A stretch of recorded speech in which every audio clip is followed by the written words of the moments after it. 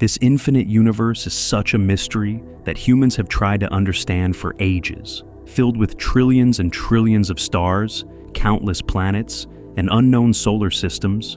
Are we the only ones here, or somewhere else in this universe? Is there a kind of life that is beyond our understanding? Sometimes that unknown life comes very close to us, completely silently, without any kind of warning, and when that life enters our world, this Earth never remains the same again.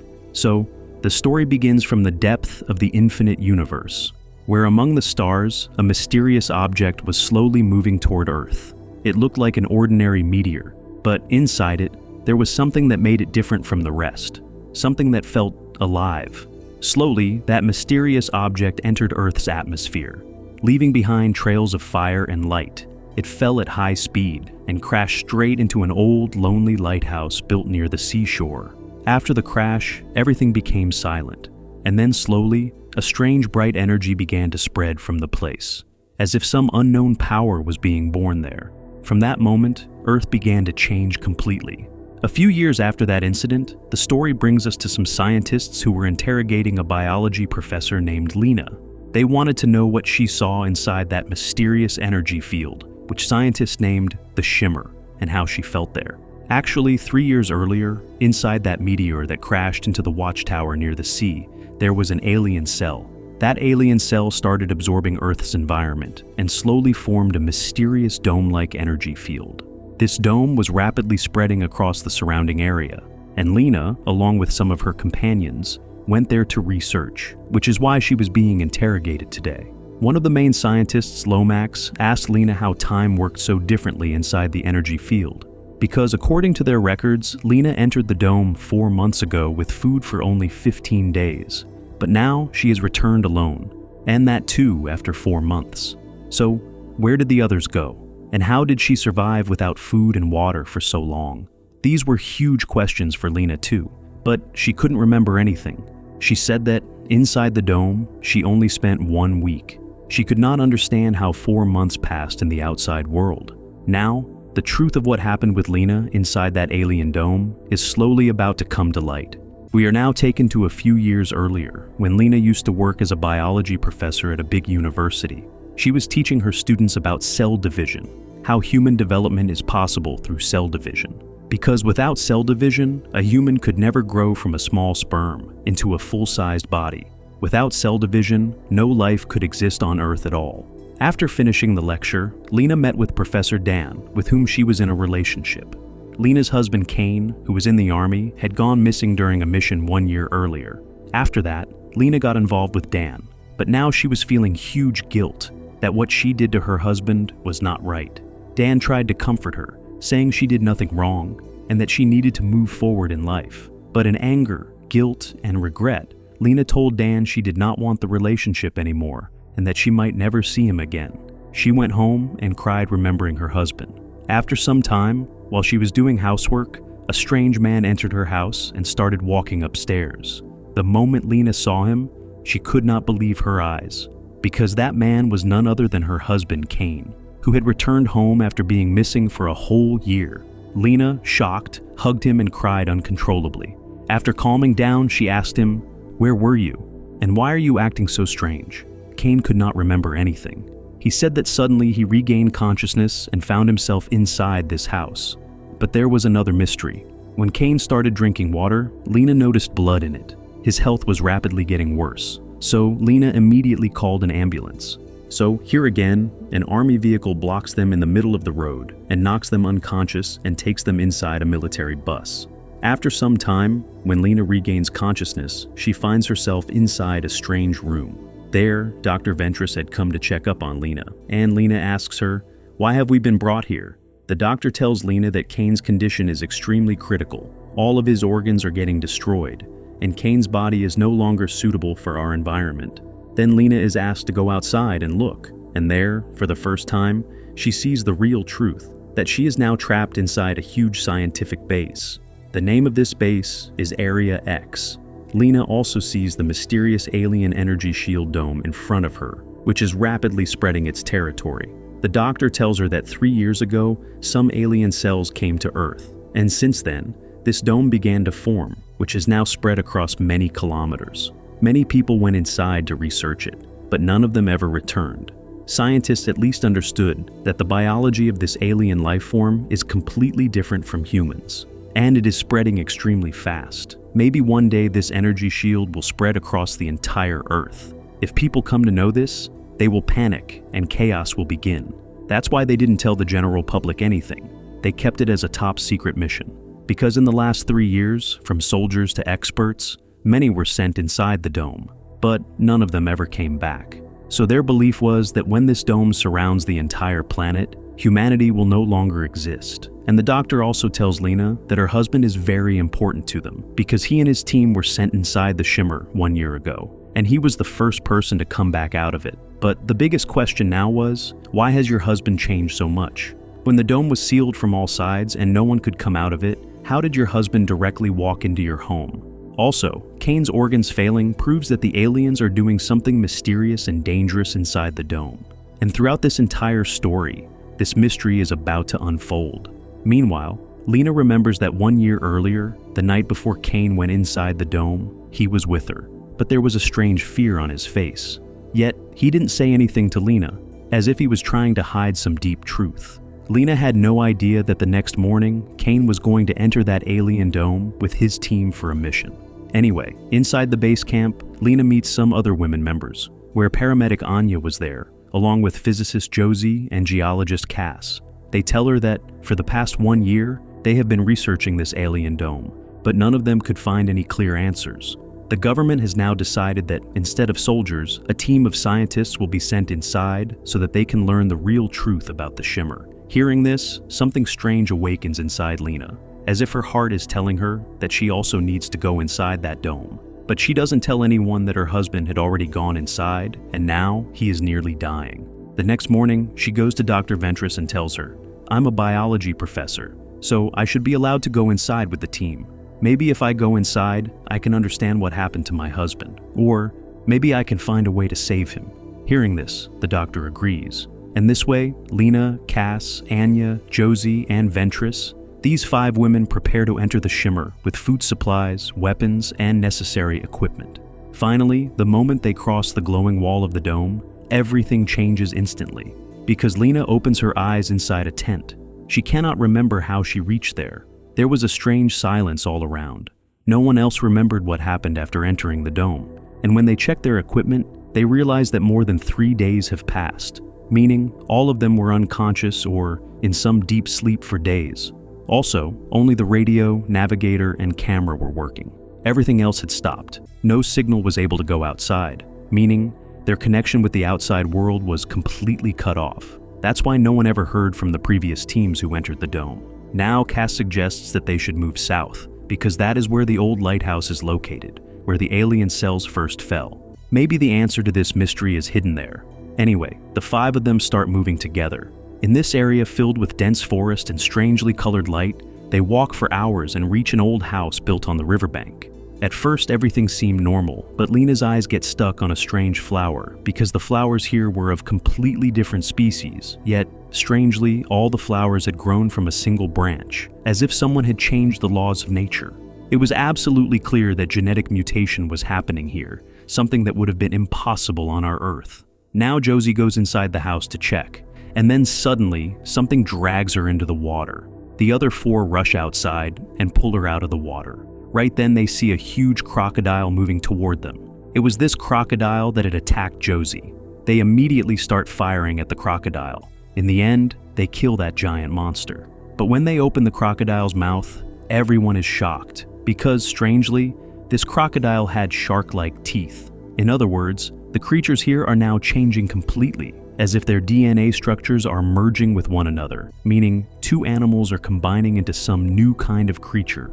Now the story returns to the present, where Lena was telling Lomax that at first inside the dome, they only saw light mutations, like different trees' flowers on a single branch, and shark teeth in a crocodile's mouth.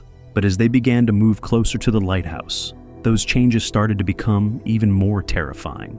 She also says that when they were crossing the river by boat, on the way Cass asked her where she had learned to shoot. Lena smiles slightly and says that she used to be in the army, and that is where she met her husband Cain. But later, she left the army and became a biology professor. However, Lena tells one lie, that her husband died on an army mission. She does not tell anyone the real truth. Here, Cass tells her that the four of them also came here to run away from different problems in their own lives. Anya was actually addicted to alcohol. Also, there were cut marks on Josie's arm, which she always tried to hide. This suggests that Josie might have tried to kill herself before. In short, everyone had come inside the dome to escape their past. But perhaps they had no idea that the inside of this dome was not only different from the outside world, but also completely different from the truths within themselves. Cass then tells Lena about her painful past, that her daughter had a horrific accident. After her daughter's death, she had no purpose left to live. From the sound of her voice, it was clear how much pain she still carried after losing her daughter. This is why she took part in such a terrifying mission, because she had no purpose to go on living. At the same time, Cass also tells her that Dr. Ventress is actually fighting cancer. She is in the last stage of cancer and is slowly moving toward death. They all cross the river and reach a desolate building. There was a strange, damp heaviness in the air, as if this place had not seen a human for many years. No one had come here, because the overgrown grass and vines on the walls proved that humans had not entered for a very long time. This was also the place where the team of soldiers who came before them had made their base. But they could never return from this dome. So the five of them decide to spend the night here, so that at least the building can keep them safe inside. Inside the building, they find the belongings of the previous team who had come here. On a board, the names of the team members were written. All of them had already died. It was clear that danger was everywhere, and if they wanted to stay safe, they would have to take turns standing guard.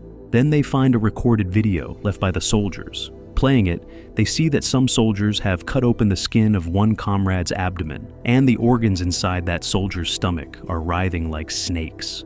Everyone gets goosebumps seeing this, because how is this even possible?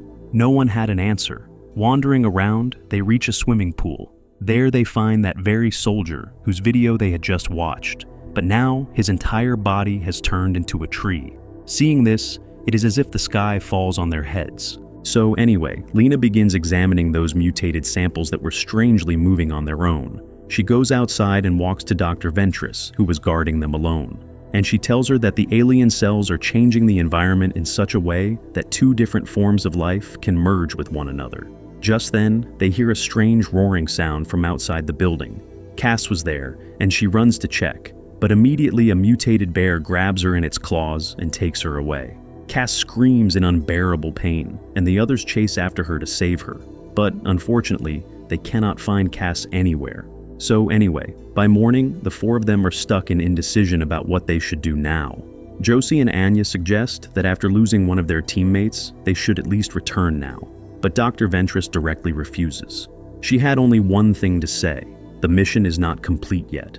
Until we reach the truth hidden in the lighthouse, we cannot leave. Here, Lena explains to them that it took them 6 days to reach this point from the outside, and now the lighthouse is only 2 days away. Finally, Anya and Josie suppress their fear and continue following them.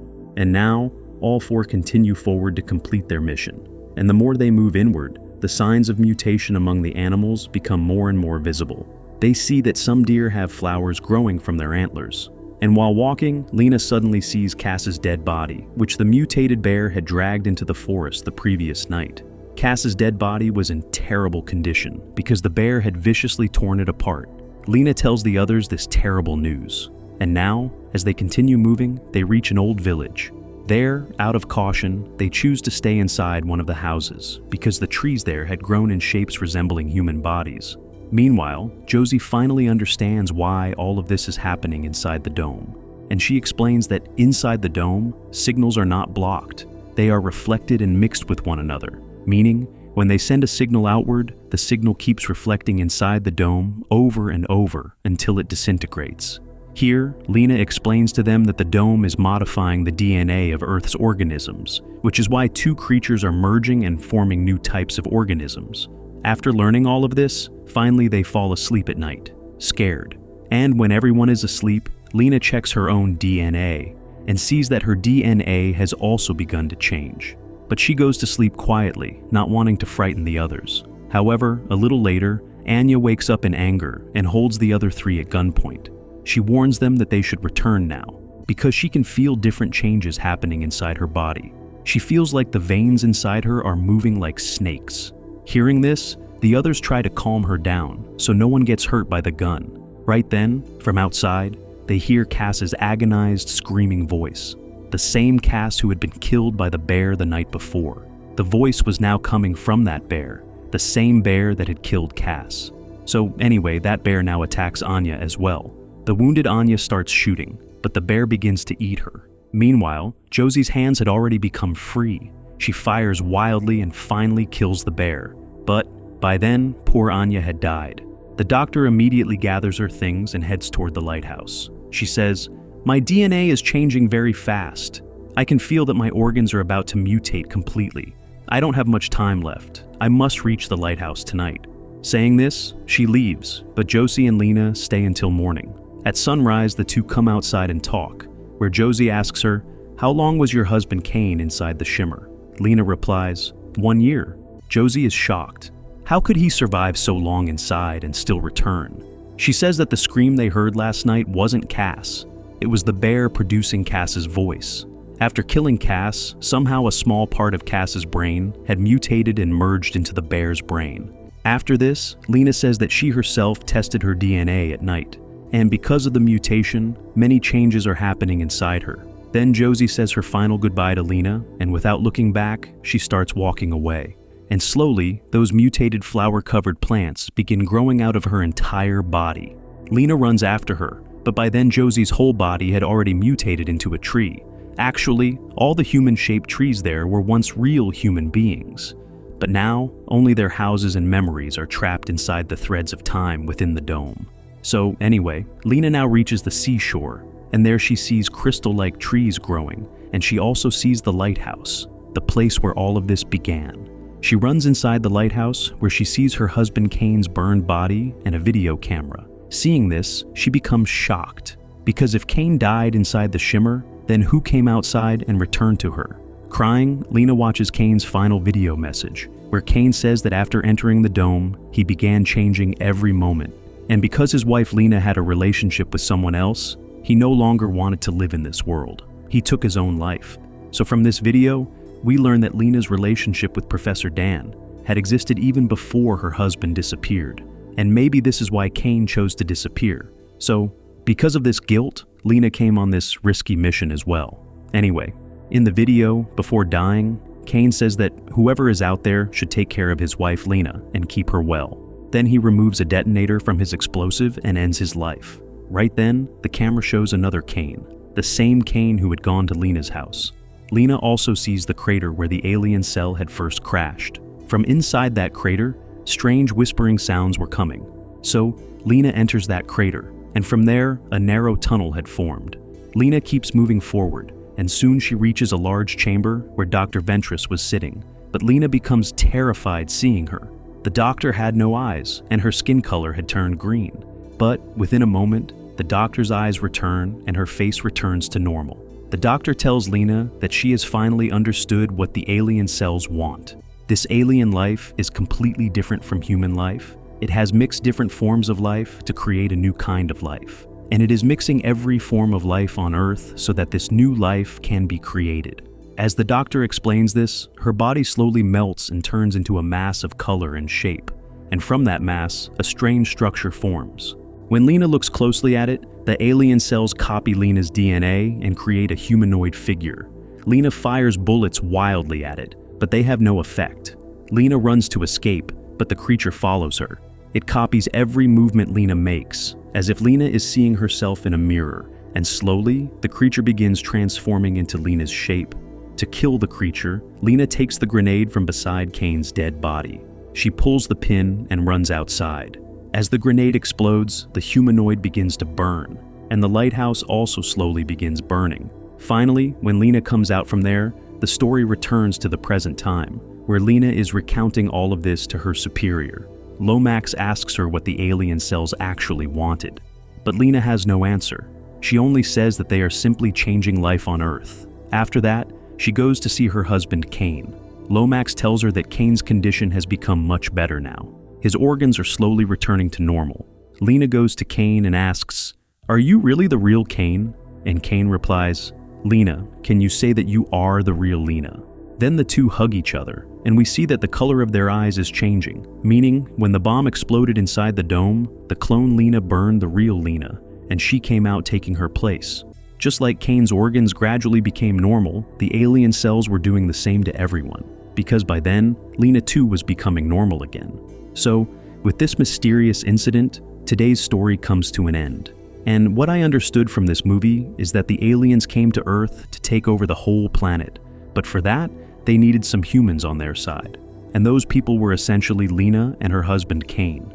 In this way, the aliens were expanding their own kind, since the alien form itself was never shown clearly, meaning it wasn't in the form of a human or any animal.